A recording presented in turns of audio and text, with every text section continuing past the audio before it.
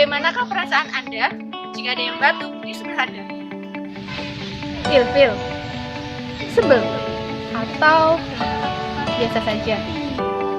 Perlu kita ketahui, saat kita batuk dan bersin, kita akan memercikkan ribuan bahkan jutaan partikel kuman penyakit.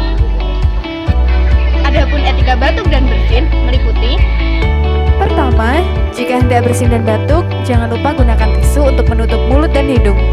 Kedua, jika tidak ada tisu, gunakanlah lengan atas baju untuk menutup hidung dan mulut. Ketiga, jangan lupa gunakan masker untuk menutup hidung dan mulut saat batuk.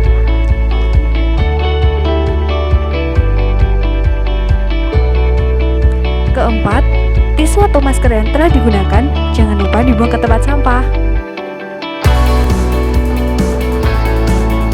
Kelima, setelah melakukan etika bersin dan batuk, jangan lupa untuk membersihkan tangan menggunakan air mengalir, sabun, ataupun cairan berbasis alkohol.